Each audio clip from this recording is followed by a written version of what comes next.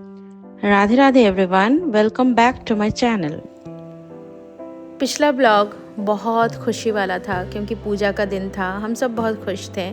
आज वाला ब्लॉग जो मैं शूट कर रही थी ये ना बहुत दुख का दिन था क्योंकि माँ हम सब से विदा लेकर जा रही थी अपने ससुराल। माँ को यहाँ पर विदाई करने से पहले माँ का श्रृंगार किया जा रहा था और माँ को मिठाई वगैरह खिलाया जा रहा था। जिस तरीके से एक बेटी जब अपने मायके को छोड़कर अपने ससुराल जाती है तो जैसे जो सारे रिचुअल्स उनके साथ किए जाते हैं वही सारे रिचुअल्स यहाँ पर भी किए जा रहे थे। और चूँकि इस बार दादी के देहांत की वजह से चाची मम्मी ये लोग कोई भी नहीं करेंगे, इसलिए मैं ही सिर्फ अकेले कर रही थी।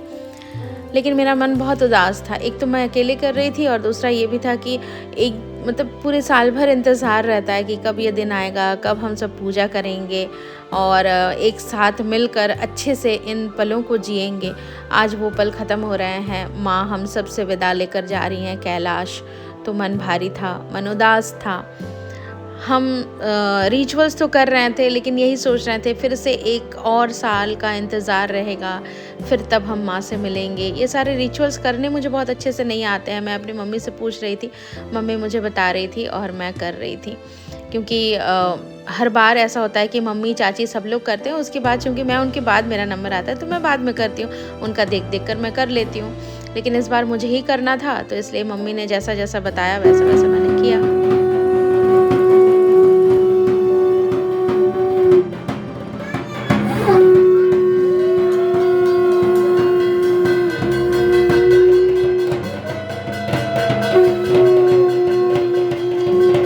सारा रिचुअल्स करने के बाद जिस सिंदूर से मैंने मतलब जिस सिंदूर को मैंने माँ को पहनाया था, माँ के मांग को भरा था, माँ के चरणों में दिया था, उसी सिंदूर से हम लोगों ने यहाँ पर सिंदूर खेला। बंगालीज़ में तो ये बहुत फेमस होता है सिंदूर खेला। हम दुर्गा पूजा में भी खेलते हैं, हम अपने घरों में जो भी पूजा होती है उसमें भी हम खेलते हैं। तो हमने अपने घर में भी इस सिंदूर से सिंदूर खेला। बहुत ज़्यादा अच्छा लगा और भारी मन से हम माँ को अब विदा करने के लिए आगे प्रस्थान कर रहे थे।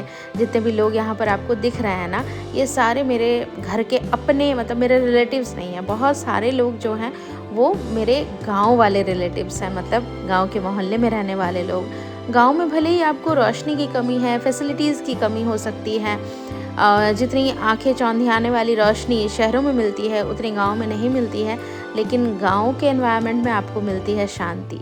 सबके दिलों से जो प्यार की रोशनी छलकती है वो शायद ही शहर में आपको देखने को मिलेगा। ये जो पूजा है इसके लिए साल भर हम लोग इंतज़ार करते हैं।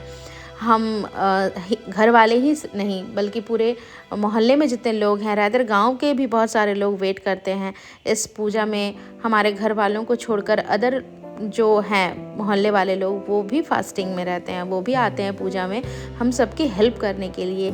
इस एक दिन का इंतज़ार साल भर हम सब इकट्ठे करते हैं। आज माँ विदा लेकर जा रही हैं कैलाश, तो मन उदास है लेकिन माँ से यही प्रार्थना है कि माँ सबको सुख शांति प्रदान कीजिए और अगले साल आप इसी तरीके से हंसते मुस्कुराते हुए चेहरों के साथ हम सबका चेहरा ऐसा ही रहे और आप हमारे बीच फिर से वापस आ जाएं, हम अच्छे से इस दिन को सेलिब्रेट कर सकें। तो मिलती हूँ इसी तरह किसी अगले ब्लॉग में। Till then take care, Radhe Radhe, bye bye. Thanks for watching.